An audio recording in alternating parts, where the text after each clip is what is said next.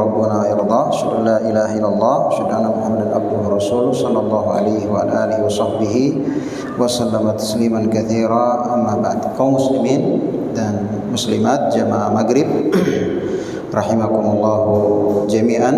Alhamdulillah pada malam hari ini kembali kita melanjutkan pelajaran kita dalam menyelesaikan kurikulum pada bidang tauhid, yaitu tauhid uluhiyah, dan kita sudah di buku yang ke-6 ya, setelah membaca kitab Thalathatul Usul, Al-Qawaidul Arba', Nawaqidul Islam, Ushul Sittah, Kitab Tauhid, Kasyfus Syubhat, dan Masail Jahiliyah. 7 kitab ya, 7 kitab. Taib. Jadi sekarang kita di kitab yang ke-7, itu membaca kitab Masail Al-Jahiliyah, perkara-perkara jahiliyah. Sekarang kita masuk di 2 masalah yang terakhir, di mana penulis menyebutkan 128 dari masalah jahiliyah yang mesti kita tinggalkan.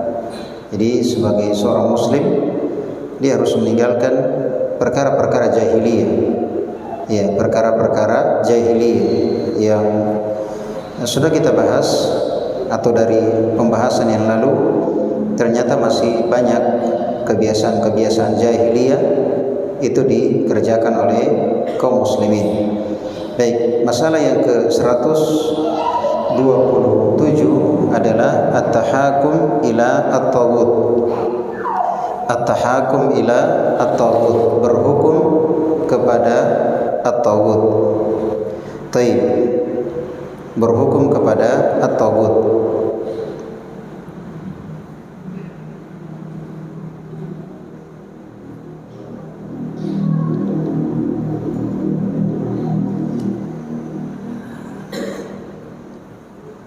At-taghut,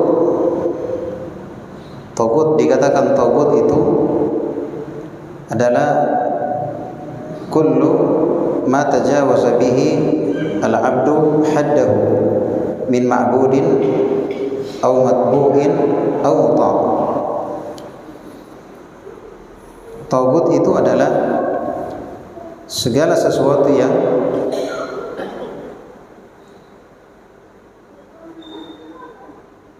dilampaui batasnya, dilewati batasnya oleh seorang hamba, baik dalam hal yang disembah atau yang diikuti atau yang ditaati.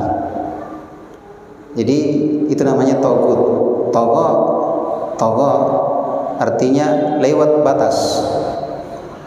Ya, jadi taghut itu sesuatu yang dilewati. Ya, jadi seorang hamba melewati batasannya dalam 3 hal tadi, dalam hal sembahan, dalam hal pengikutan, dalam hal ketaatan. Dalam hal ketaatan. Maksudnya dalam hal sembahan, kan tidak ada yang berhak disembah kecuali siapa? Allah. Berarti ketika dia menyembah yang lain, menyerahkan ibadah kepada yang lain, berarti itu namanya, yang dia sembah itu namanya apa? Taghut. Misalnya ada yang menyerahkan ibadah kepada penghuni sungai, atau penghuni pohon, atau penghuni keramat, ya, atau kuburan, berarti itu adalah taghut. Iya. Atau yang diikuti. Iya, atau yang diikuti. Iya.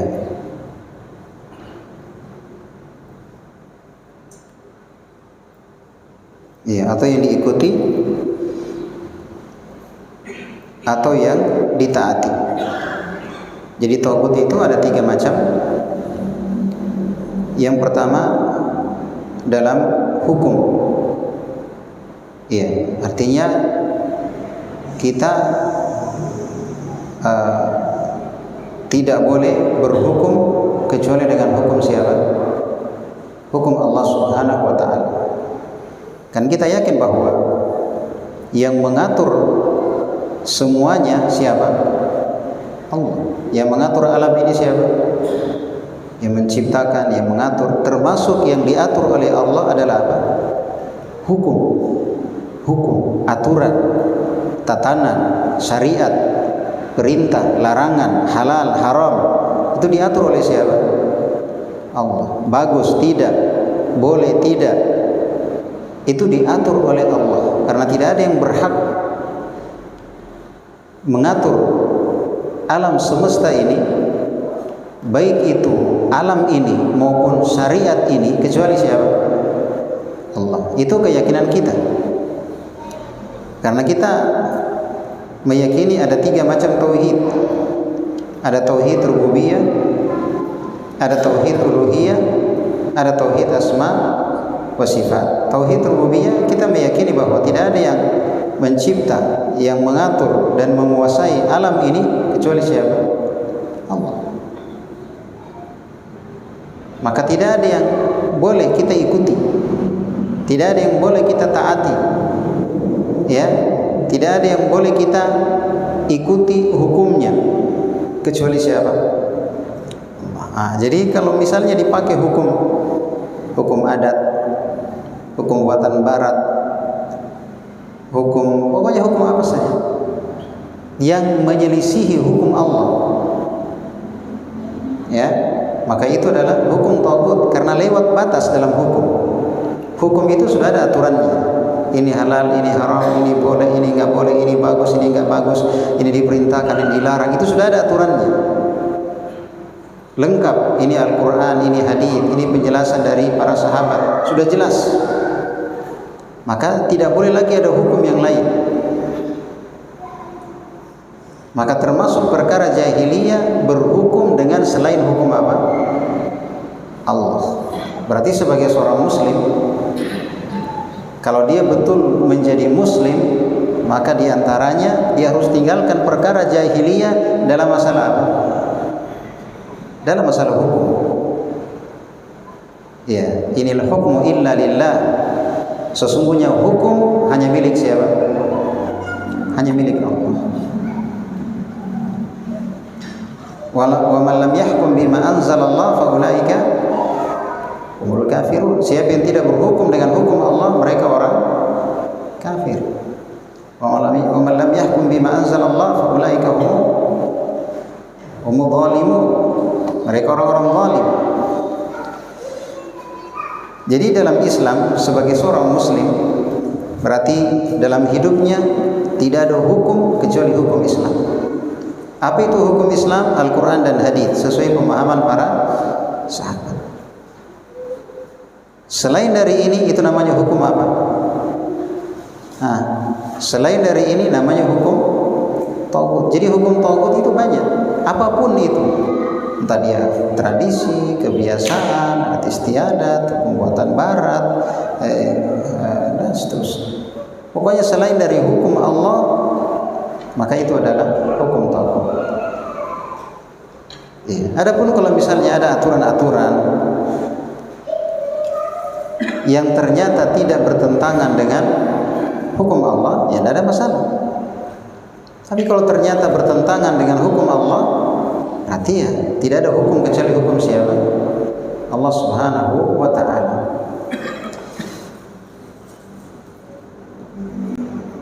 Baik.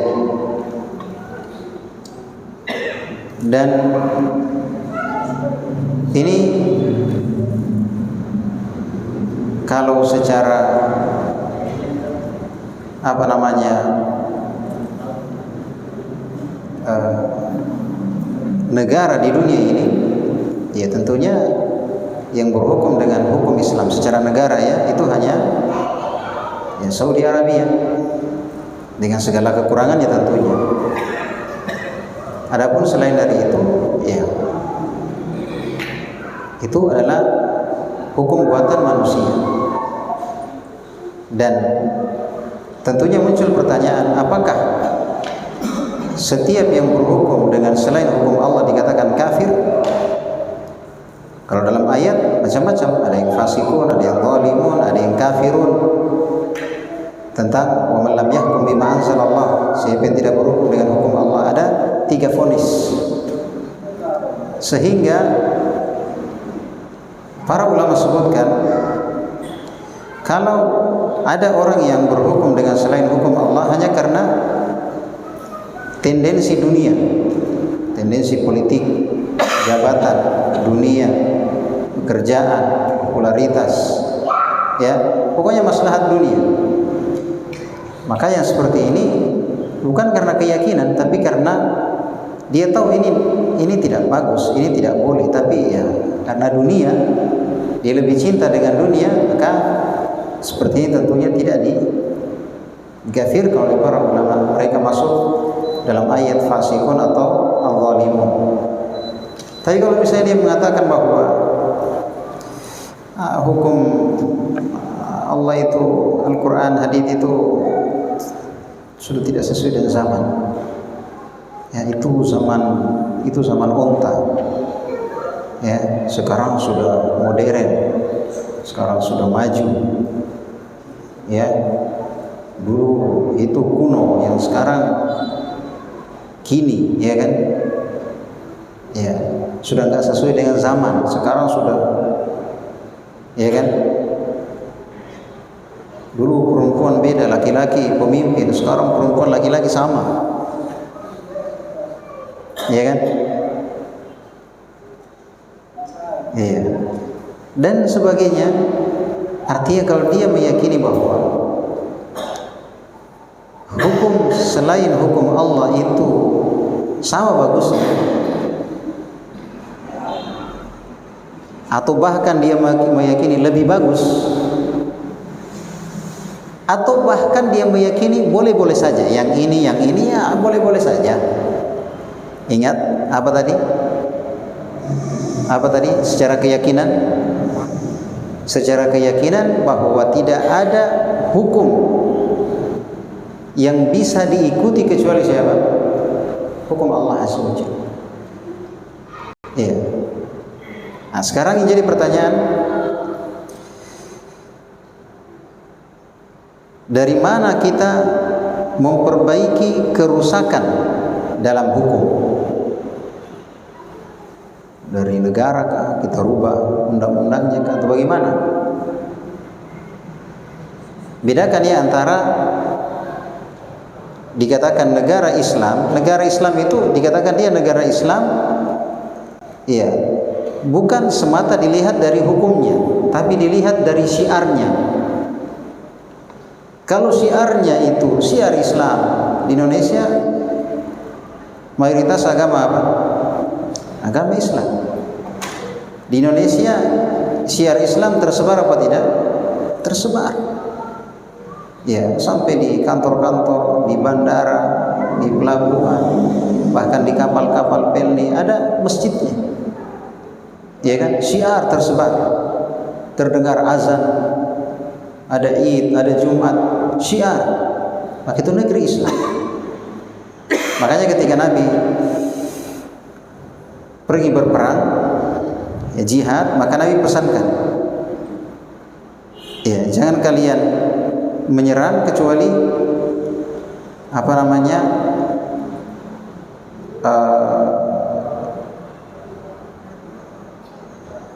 waktu sholat atau masuk sholat. Kalau kalian dengar azan, jangan kalian serang, karena mereka kaum muslimin. Kalau tidak, diserang. Iya. Jadi bedakan antara negara Islam dengan hukum Islam. Kalau hukum Islam Al-Quran dan Sunnah. Kalau negara Islam dilihat dari syiarnya. Kalau dia adalah yang tersebar kebanyakan, berarti dia negara Islam. Nah sekarang bagaimana merubah keadaan yang ada? Jawabannya, dalam agama kita, perubahan itu dari atas ke bawah atau dari bawah ke atas? Nah, kita masuk ke kancah politik, kuasai kursi, baru kita terapkan sampai ke bawah, atau dari masyarakat naik ke atas? Iya.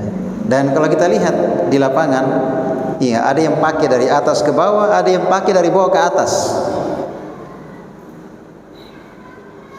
Makanya tidak sedikit orang-orang yang masuk di politik praktis, ya kan?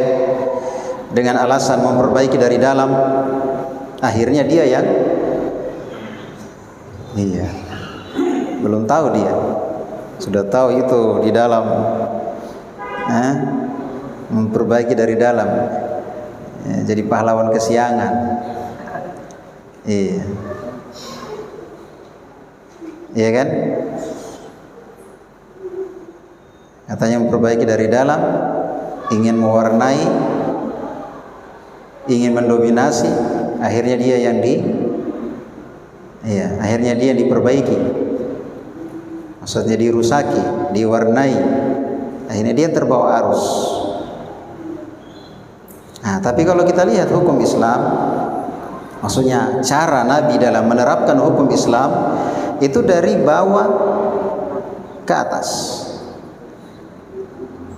Dari bawah ke atas. Dari mana itu bawah?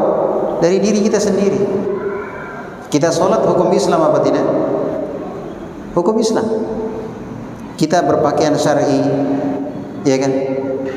Kita mencari nafkah, ya. Kita membantu pekerjaan istri, kita ta'lim, kita ta'awun lil birri wat taqwa, kita menegakkan tauhid dan sunnah, meninggalkan syirik dan bid'ah. Kita taat, meninggalkan maksiat.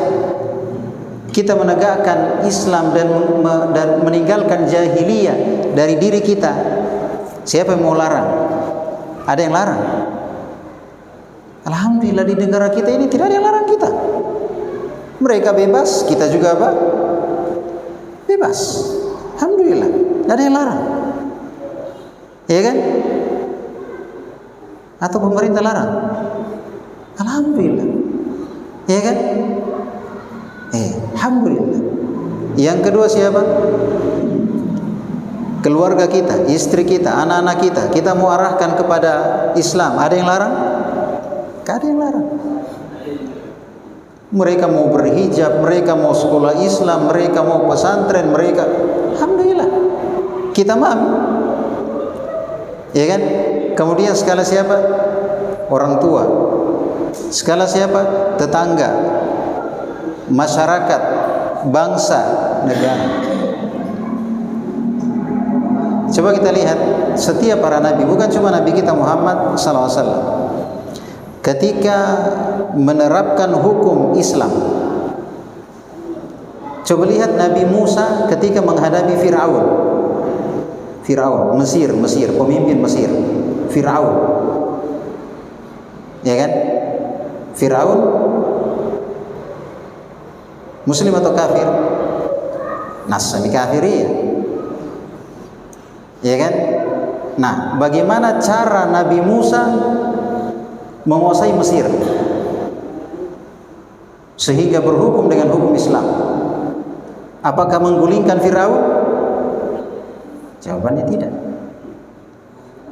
Tapi dakwah dari bawah ke atas sampai didakwai Firaun kepada Islam. Dakwah. Coba lihat Nabi kita Muhammad SAW selama 13 tahun di Mekah. Mekah ketika itu dipimpin oleh siapa? Kaum muslimin atau kaum musyrikin? Nasani kaum musyrikin. Kaum musyrikin itu apa? Muslim atau kafir? Kafir. Apakah Nabi Muhammad ayo pokoknya mati syahid, hidup mulia atau mati syahid? Tidak ada pilihan. Siapkan pasukan, urusan di belakang. Allah Akbar, ya kan? Iya. Nabi SAW selama 13 tahun, saya mau tanya, 13 tahun, apakah di Mekah ada jihad dengan pedang? Tidak ada. Orang yang baca sejarah, orang yang paham sejarah, kalau orang bilang ada, tidak paham sejarah, belum baca sejarah. Surah Makkiyah, surah yang turun di Mekah, tidak ada jihad dengan pedang. Tidak ada. Iya, nanti di Madinah 13 tahun. Jadi apa Nabi bikin Nabi 13 tahun? Bukan waktu yang singkat, sedangkan di Madinah cuma 10 tahun. Di Madinah cuma 10 tahun. Ini 13 tahun. Bisa aja itu Mekah dikuasai. Ya kan? Yang dulu dipegang oleh kaum musyrikin. Ternyata apa? Dakwah. Dakwah apa? Dakwah tauhid. Di antara makna dakwah tauhid adalah mengajarkan bahwa tidak ada yang bisa ditaati, bisa diikuti dalam ibadah, dalam hukum, dalam ketaatan kecuali siapa? Allah.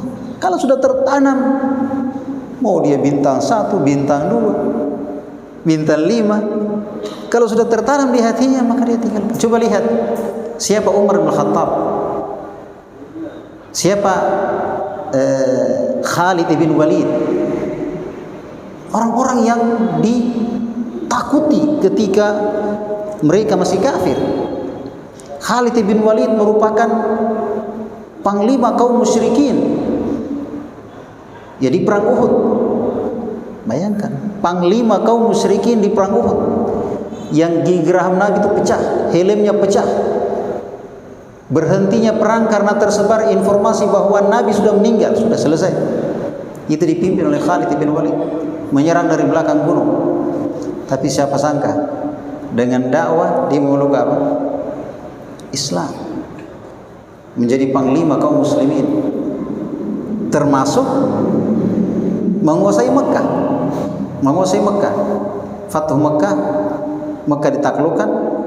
Itu diantaranya ada beberapa panglima, diantaranya adalah Khalid bin Walid. Artinya apa di sini? Strategi dalam, ini namanya siasah syar'iyah, siasah syar'iyah, politik syar'i, yaitu kita start dari bawah ke atas, gaskan, ya, gaskan diri kita, istri kita, anak-anak kita, orang tua kita, keluarga kita, tetangga kita, terus, ya kan? Kalau seandainya setiap muslim seperti ini, bisa tidak? Bisa tidak? Gampang atau susah? Gampang sih kalau kita mau. Masalahnya yang susah itu kalau tidak. Itu yang susah. Itu yang susah. Mau sholat tidak? Kenapa tidak sholat? Bukan karena tidak, bukan karena dilarang, bukan. Dia tidak mau. Jadi susah. Itu masalahnya. Sekarang digigit pemerintah, digigit pemerintah, sholat aja tidak, kan? Kemudian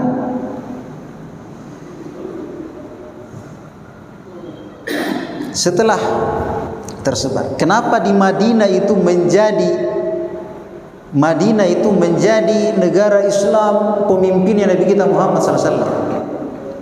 Apakah Nabi Muhammad memaksakan, kalian orang Madinah ikut saya nah, pokoknya saya akan rubah kalian sesuai syariat Islam? Ataukah Nabi Muhammad itu, jadi ataukah orang-orang Madinah itu sudah menantikan kehadiran siapa? Sudah menantikan kehadiran Nabi Muhammad SAW, sudah menantikan, artinya sudah beres. Rumah-rumah di Madinah sudah pada masuk Islam. Dari mana masuk Islamnya? Padahal Nabi belum ke Madinah. Kok duluan di Madinah tersebar Islam daripada di Mekah? Dari mana coba? Ada yang bisa jawab? Sebelum Nabi hijrah ke Madinah, Islam sudah tersebar. Bagaimana caranya? Sedangkan Nabi belum ke Madinah. Sedangkan pada kenyataannya, pada akhirnya Nabi dinantikan oleh orang-orang Madinah. Ketika Nabi datang, ketika Nabi tiba di Madinah, disambut, dimuliakan, diagungkan, dan diangkat sebagai pemimpin negara bagi mereka. Artinya apa? Pemimpin itu cerminan akan rakyatnya. Ya. Kira-kira kalau hilang dompet di jalan ada isinya 1 juta, masih aman? Masih aman? Ya, kalau misalnya dompet itu aman, tapi isinya belum tentu.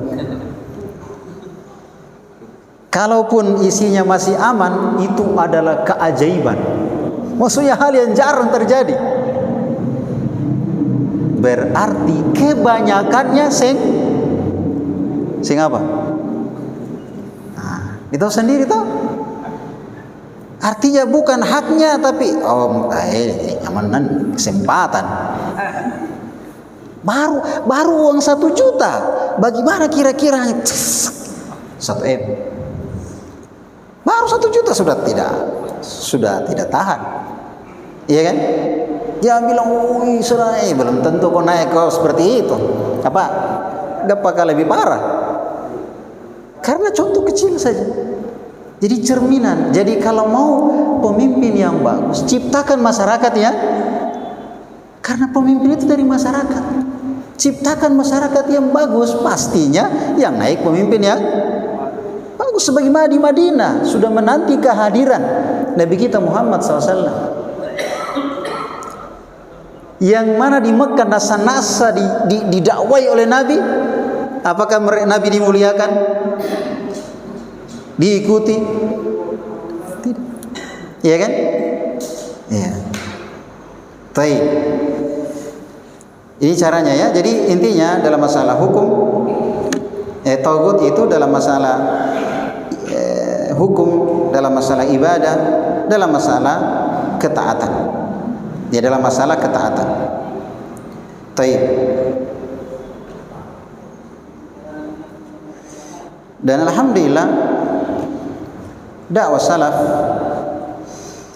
ya kalau kita kembali ke berapa tahunnya, saya ke Makassar itu tahun 2000-an, 2001. Mungkin di sini belum lahir ya. 2001. Bukan 2021, 2001. Luar biasa. Tidak ada orang pakai jubah, tidak ada orang pakai cadar, apalagi taklim. Tidak ada masjid-masjid taklim, tidak ada. Apa ya? Kita kembali berapa tahun ini? 20, ya istilahnya 20, anggaplah 26 tahun yang silam. 26 tahun yang silam. Tidak ada. Pokoknya tidak ada yang kenal tauhid, tidak ada yang kenal sunnah, tidak ada penampakan yang sunnah, tidak ada. Tapi coba lihat sekarang. Coba lihat sekarang. Dulu itu yang nanti setelah itu mulai penjual sayur, penjual ikan, tukang bangunan, mulai taklim, ya kan? Tapi coba lihat sekarang yang kenal taklim itu, yang kenal sunnah, yang kenal tauhid dan sunnah itu tersebar sampai di sipil, di militer, di pemerintahan, ya bahkan di kalangan artis, di kalangan para pengusaha, di kalangan para pejabat, di kalangan masuk.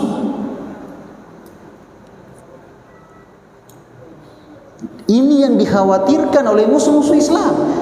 Begitu bebasnya kita, ada yang larang kita mau berdakwah di negeri ini. Alhamdulillah tidak dilarang. Kenapa Nabi waktu kalau kita baca Sulhul Hudaybiyah, perjanjian Hudaybiyah, ini Nabi di Madinah mau melaksanakan ibadah haji, ternyata ditahan, tidak bisa masuk. Dan Nabi melihat pertimbangan jangka panjang. Kalau kita mengamuk sekarang ini, kita ini berapa sih datang? Kita mau datang ini bukan datang perang. Madinah, Makkah berapa kilo? Berapa kilo? 400 kilo ya, sekitar itulah. Nah, sedangkan ini rombongan yang datang ke Mekah bukan mau perang, tidak ada persiapan, tapi mau melaksanakan ibadah haji. Ternyata ditahan. Tentunya kalau kita paksakan ini melawan ini, habis kita ini. Akhirnya terjadilah perjanjian Hudaybiyah. Ada kesepakatan. Intinya di antara kesepakatannya adalah tidak boleh ada perang, tetapi kebebasan dalam menyampaikan Nah, peluang itulah yang dimanfaatkan oleh Nabi SAW. Awal kemenangan Islam ditaklukkannya Mekah dengan bebasnya berbicara, yang dulu apa? Dilarang. Ini namanya siasa syar'i. Sekarang kita ada yang larang bicara. Sedangkan maqali inna saja tidak dilarang bicara. Tahu maqali inna? Iya. Bahasa semut. Iya. Apalagi kita, alhamdulillah, Al-Quran, Sunnah, pemahaman salaf. Mereka saja bahasa semut saja tidak malu-malu. Apalagi kita, alhamdulillah, Al-Quran, Sunnah, pemahaman sahabat, dan tidak dilarang. Gaskan, iya kan?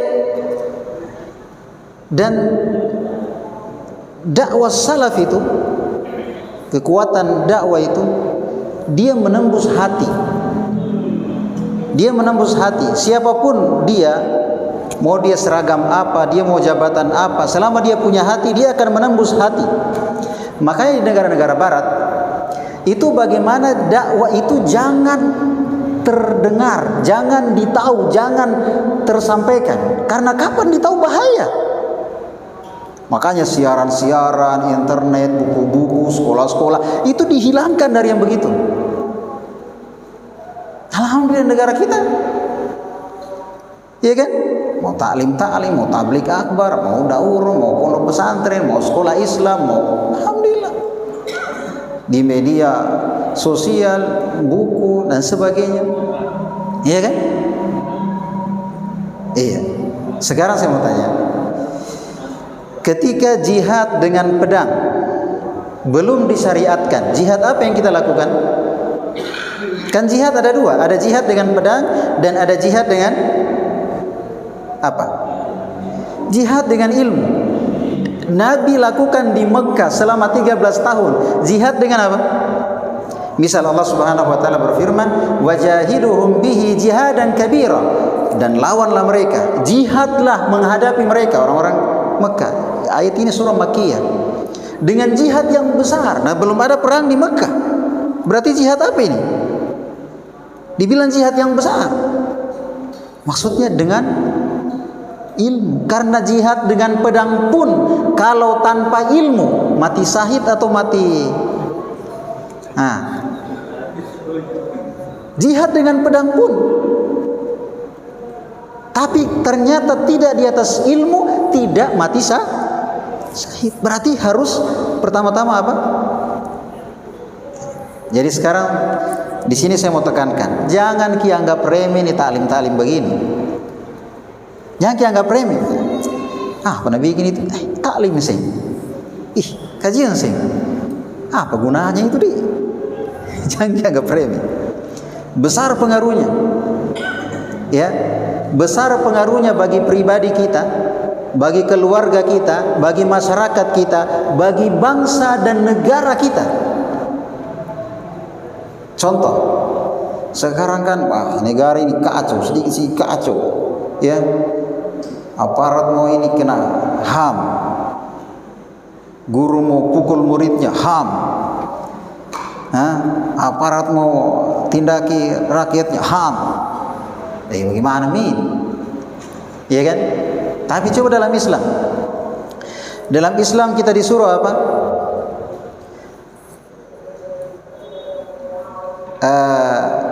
Man kana yu'minu billahi wal yawmil akhir falyukrim jar. Siapa yang beriman kepada Allah dan hari akhir, maka hendaknya dia memuliakan siapa? Tetangganya. Tidak dipandang dia muslim, dia kafir, yang jelas dia tetangga, hendaknya diperlakukan dengan baik. Dia punya hak sebagai tetangga. Iya. Kira-kira kalau setiap masyarakat seperti ini, iya kan? Dia memuliakan tetangganya. Man kana yu'min, siapa yang beriman kepada Allah hari akhir. Allah dan hari akhir artinya termasuk tanda keimanan. Kalau dia berbuat baik kepada tetangganya. Kalau dia mengganggu tetangganya, entah dengan kata-katanya, entah dengan parkiran mobilnya, entah dengan selokan airnya, entah dengan suara musiknya, entah dengan asap sampahnya, entah dengan bau sampahnya, apa saja dalam Islam coba, termasuk tanda keimanan kepada Allah dan hari akhir. Bagaimana kita dengan tetangga? Kira-kira kalau kita bertetangga, kita menghormati tetangga, berusaha tidak mengganggu mereka, iya kan? Kalau perlu membantu mereka, kira-kira kehidupan masyarakat aman atau kacau? Aman. Aman. Tapi coba sekarang kenapa tidak aman? Dikit-dikit mati. Kenapa seperti ini? Karena sejak skala terkecil, yaitu rumah, bagaimana orang tua tidak mendidik anak-anak semenjak dini, tidak dijaga itu anak-anak. Akhirnya dia tumbuh dengan teman-teman, dengan pergaulan, dengan media sosial yang rusak. Akhirnya jangan heran kalau dia rusak, ditambah lagi dengan hukum yang tidak bisa diperbaiki itu anak-anak, ya tambah jadi. Ya kan? Maka jangan remehkan hal-hal yang seperti ini. Ta'lim, kita ajar orang tua kita supaya mereka perhatian dengan istrinya, dengan anaknya semenjak dini. Itu juga membantu program pemerintah kita, menciptakan kestabilan, menciptakan kondusif, menciptakan keamanan, menciptakan kedamaian, ketertiban. Iya kan? Baik. Besar pengaruhnya. Iya. Sekarang kita lihat. Anggaplah 26 tahun ini. Terus berkembang. Alhamdulillah.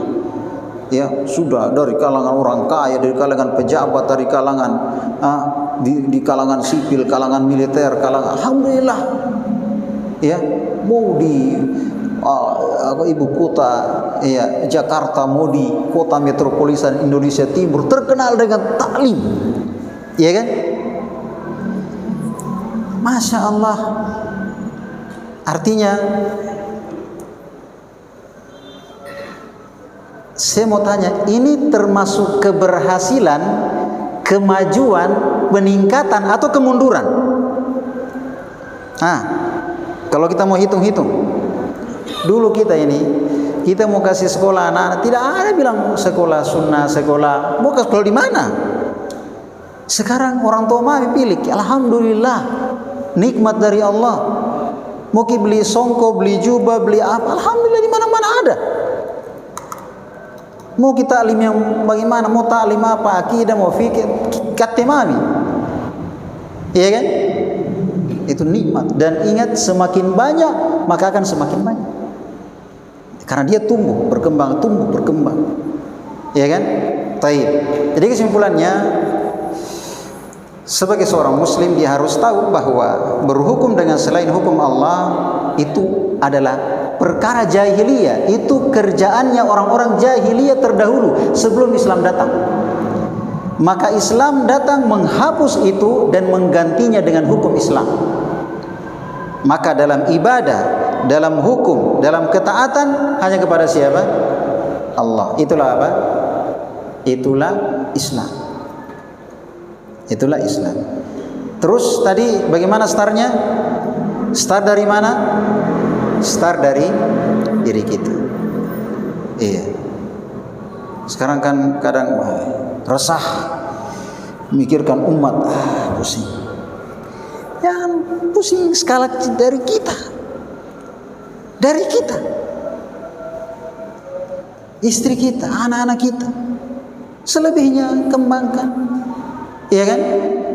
Kalau kira-kira setiap muslim begini caranya, kira-kira apa? Luar biasa. Kalau setiap muslim punya kesadaran memperbaiki dirinya, keluarganya, anak-anaknya, orang tuanya, ya, tetangganya, kira-kira apa yang terjadi? Perkembangan yang luar biasa. Tapi yang jadi pertanyaan, siapa yang mau? Siapa yang mau? Itu yang jadi pertanyaan. Ya kan? Baik. Jadi ini masalah yang ke-127. Adapun masalah berikutnya, karena waktu yang terbatas, iya, tidak memungkinkan untuk kita selesaikan. Dan dari sini memberikan kayak peta bagi kita untuk kita berjalan. Kita ini arah kemana? Kita ini kajian-kajian talim-talim begini nih, kira-kira kita mau dibawa kemana? Ya, arahnya kemana? Tujuannya apa? Dengan ini kita paham. Oh, ternyata untuk meraih kemenangan, agar datangnya pertolongan, agar munculnya pertumbuhan dan perkembangan, ternyata kita start dari diri kita masing-masing. Ayo kita belajar hukum Islam, ya teriak-teriak hukum Islam, baru syirik masih banyak. Syirik pada diri masih ada, masih percaya hari baik, masih pakai jimat-jimat, masih datang ke orang pintar, masih dan seterusnya. Baru pemerintah yang gimana caranya? Kesyirikan hukum Islam atau bukan? Kesyirikan hukum Islam atau bukan? Bukan. Terus ini namanya maling teriak maling. Bahkan kita maling besar, karena syirik itu adalah dosa besar atau dosa kecil? Dosa paling besar. Dosa paling besar. Ya kan? Bagaimana keikhlasan kita? Iya kan? Iya kan? Taib. Jadi alhamdulillah, artinya simpel saya ternyata, dari diri, istri, anak-anak, orang tua, keluarga dan seterusnya. Andaikan setiap dari kita begini caranya, selesai urusan. Berkembang, tidak bisa dibendung. Iya, tapi itu jadi pertanyaannya, siapa yang mau? Padahal kita kaum muslimin, kan begitu ya? Baik, itu yang bisa kita jelaskan. Semoga apa yang kita dengarkan bermanfaat.